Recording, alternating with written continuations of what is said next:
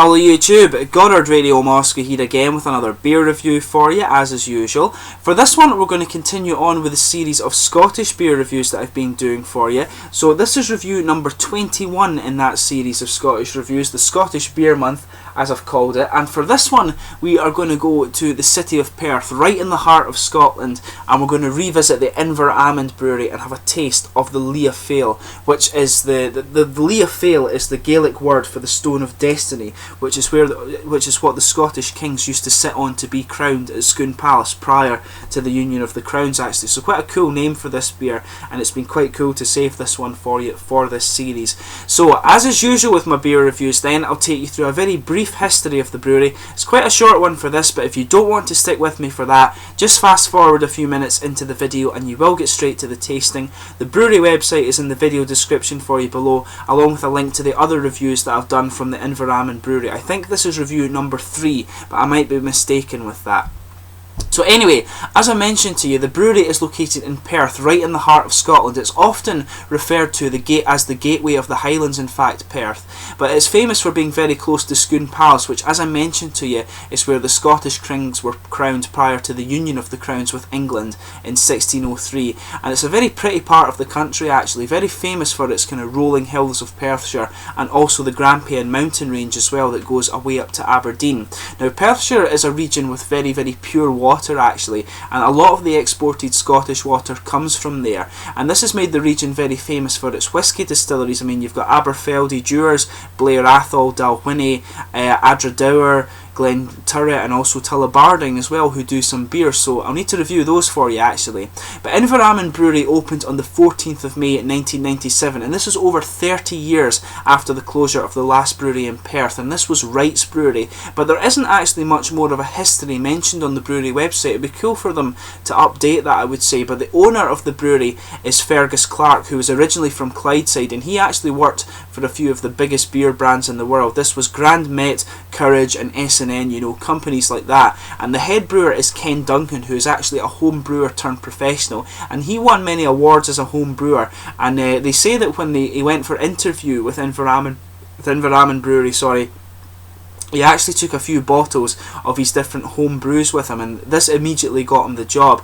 But he actually went to study brewing at university as well. I believe he's another graduate of the quite famous Heriot Watt brewing programme in Edinburgh. So they've got 2 other brewers as well. This is Richard Barnes, who joined in 2004, and also Malcolm Scrivens, who joined the brewery in 2005. And they also have Graham Hurstwood, who is a trainee brewer as well. And they've also have 2 draymen. This is these guys deliver the beer. So this is John McDuff and Johnny White, and they have an office manager who's called George, but his identity on the website is down as being secret, so that must be some kind of inside joke or something like that, I guess. But you can actually go on the website as well and have a little look where they talk about all the ingredients of their beer, and they also have a history of beer as well, like a history that will go all the way back to the very beginnings of beer, and they do have quite an in-depth section about their brewing process as well. So go and have a look at that if you are quite interested in the brewing process of craft beer. But these beers can be got in quite a few different countries now. You can get them in Scotland and the rest of the UK. You also get them in the US, Canada, Sweden, Norway, Finland, and even Mexico as well. So those of you watching in those countries in this channel, you can pick up these beers in those countries there, so go and check them out. I do recommend that you do. These are very, very nice beers, and they're one of the kind of premier Scottish craft breweries these days, so go and check them out. Just to list a few of the other beers you can get from these guys, in the classic collection you have the Independence, which is the malty fruity ale, the Ossian, which is a golden ale, Thrappledowser, which is the Scottish word for throat, that actually, and this is a golden ale as well. You also get Lia Fail, this guy here, which is a dark ale, Sunburst, which is a Czech style pilsner, and you also get Blackfriar, which is a strong Scotch ale, this one. In the seasonals you get the Duncan's IPA, Santa Swally, which I've reviewed for you as well, Inky Pinky, which is a summer ale, and Pundate, which is a Scottish strong ale. So keep an eye out for all those different beers. As I say, this is quite a nice brewery, this one, and they've got some really nice things going on here. But let's move on to the tasting section of this beer. This guy is a 4.7% premium bitter. Apparently, although the brewery do describe it as a dark ale, so we'll see when we get into the tasting exactly what kind of style it is. So we have the malts here. The malt base on this one is Maris Otter Pale Ale. Dark Crystal, chocolate and malted wheat go into the malt base, and it's hopped with Challenger, Cascade and Fugos hops as well. And there's just a little bit of a product description here that comes on the website as well. So Lia Fail is Gaelic for the stone of destiny upon which the kings of Scotland were crowned. In 1296, against the wishes of the Scots, the stone was taken by Edward I to England. It was rightfully returned in 1996, and it can be found in Edinburgh Castle, although there are many that believe the stone never left Scotland and that the real Lia Fail is in a secret hiding place somewhere around the country. And it's quite an interesting one, that if you want to go and watch the film The Stone of Destiny, you can get a bit of an idea about the film of that. It's quite cool how these guys kind of stole it and smuggled it back to Scotland, so really quite funny that these two guys could go and steal a bit of Scottish history right out from under the noses of the British government and the royal family. So I think that was pretty cool, actually. I'm not the greatest fan of the British government or the royals, but you know, that's a different story. So let's go on to the tasting of this beer itself. I'll bring up the camera and let you just have a little quick look at the artwork on this one. You can see on the bottom there is some of just the rolling hills of Perthshire. This kind of Celtic symbol up here is the typical symbol of or the brewery crest rather I should say, of the Inveralmond Brewery, and all their beers have quite a similar style of artwork. It's just this sort of band in the name and stuff that's different, and there you can see the Inveralmond bottle cap as well. All the beers have this same bottle cap. So as I mentioned to you, this guy is a 4.7% Scottish dark beer as it's put on the bottle, and it's a 500ml half-litre bottle, however you want to describe it. So let's get this guy out and we'll get on with the tasting here. Nice kind of smoky opening on this one. The bottle cap has just gone walkabout down there, so we'll get it back and we'll get this guy out and into the glass. I'll just leave a little bit of room, as I always do, so we can sugar it up and have a look at the aroma here. So as you can see, it's poured a nice kind of dark mahogany colour.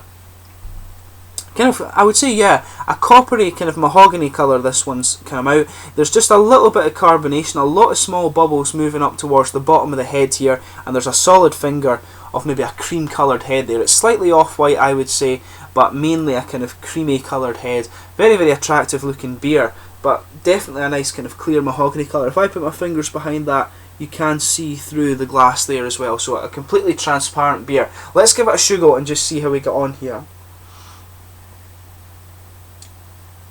A very nice kind of roasted caramel malt coming out of this one. It's got a nice kind of bready element to it as well, but mainly a nice kind of caramel, bready, biscuity malt in there. Some kind of cereal spice character to it coming out, just a little bit on the aroma. But it does smell quite nutty, which is the other thing. There's quite a bit of nutty character in the aroma there.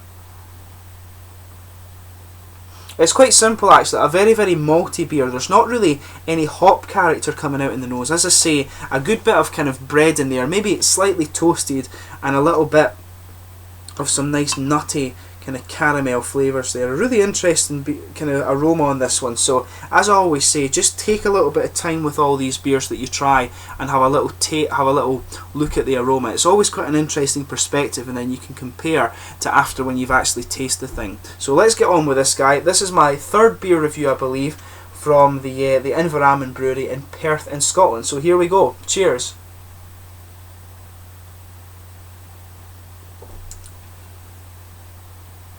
Yeah, really, really nice kind of brown bitter beer, this one. A nice dark bitter character that's coming out here. So you've got quite a lot of bready character comes out on the start with a good bit of cereal spice in there, I would say.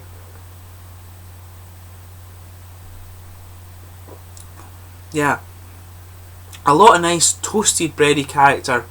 That nice kind of cereal spice. It's quite mild actually. It is mainly just kind of quite bready, this one, and that kind of gives you a nice blanket over the tongue. There is a little bit of caramel that kind of blends in with that and just gives it almost a biscuity malt taste, but it's a very, very nice beer, this one. Definitely give it a go actually.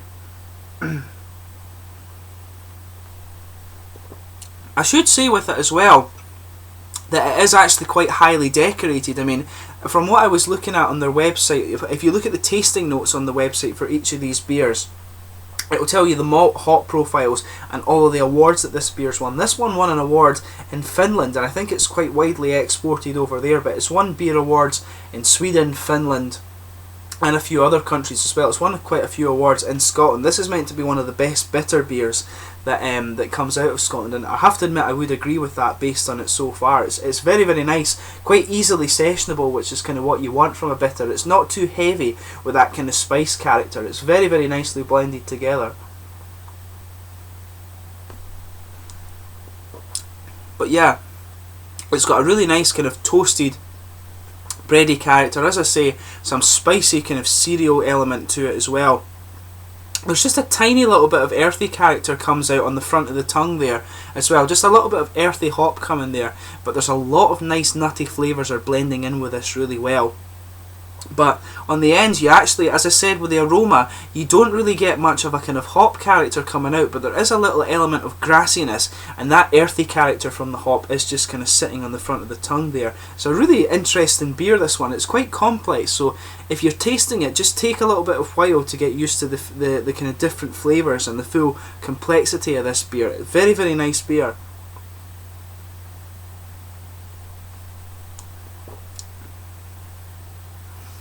I would stick with that. I do think it has a little bit of an oily mouthfeel that helps bring out just a little bit of that kind of caramel element to the malt base. You feel it just kind of, it pushes towards the front of the tongue, but then the caramel kind of sweetness pushes right down the middle kind of strip of the tongue there. You've got just a little bit of that cereal spice on the very edges at the back of the tongue, and there's just a little bit of kind of grassy freshness goes right around the edges and kind of brings out that hop presence, and there is the earthy character that just sits right at the front of the tongue. It's a very, very well blended flavour this. You're getting that nice nutty character blending in with a malt base and just kind of coating the tongue very, very well. I can see why this beer is actually rated so highly. It's just a beautiful blend of flavours. I mean, all I can say is give it a go for yourself and see what you think. I can see why this one is rated so highly. It's just a beautiful session beer. I mean, what more can you say? I'm not a great fan of the bitter style, I should point out, but in terms of a bitter, this is one that I could quite easily sit down and kind of and go through a few of these. What I would say though is that I would think on cask this would be even better on cask. You'd probably get a little bit more of a sweetness from the bready malt actually, and more of the caramel character coming out. But that's not to say it's bad in the bottle. I just think it would be an awesome beer on the cask, and cask ales are always better than the bottled ones. That's something I should always point out too. But this is a beautiful beer that I highly recommend you try for yourself, and these guys really do produce some of the best craft beer you'll find from Scotland, but that's my opinion. So the last little element is to talk about the mouthfeel. There is actually, now that I think about it, there's a teeny tiny little bit of a fruity sweetness coming out of this one after you take a few sips of it. But to talk a little bit about the mouthfeel of this one, I'd say it's mid-bodied. It has a little bit of an oily mouthfeel to it from the kind of caramel and stuff. It helps bring out a little element of flavour in this one. But it's moderate carbonation. It's a little bit more prickly than some of the other bitters that I've had before actually. But it's got quite a lot of bitter character in it from the kind of nice spicy cereal bit. You'll feel that just kind of resonating around the sort of back corners of the tongue there. It's quite nice and it's typical of the style, and as I say, it's a very nice blend of flavours that this beer has. It's really quite well done actually. And you've got a little bit of dry character in the finish as well, just from the kind of earthy hops and things that are coming out.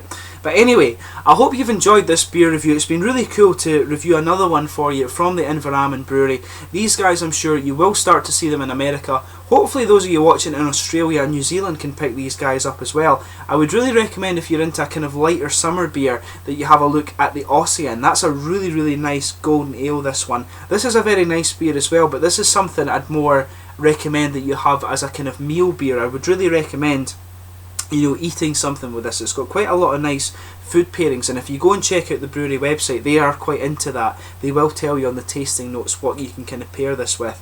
But I would say this beer is a bit more suited to that, whereas Ossian, which this one you can kind of pick up the similarities in the beer. This one is definitely sort of a cousin of Ossian. Ossian is one you can sort of drink more on its own as a kind of summer sessional beer.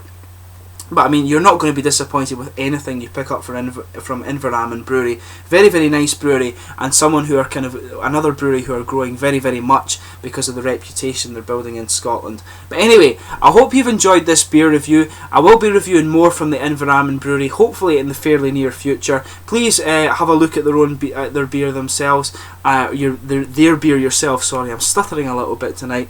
But check out their beer yourselves, and I'm sure you'll enjoy it. Please let me know in the comments section your own thoughts on this beer below if you do happen to have tried it. Go and check them out, as I say, and please like, subscribe, share, all the usual YouTube stuff. I hope you're enjoying this series of Scottish beer reviews, and I will catch you soon with the next one in the series. Cheers.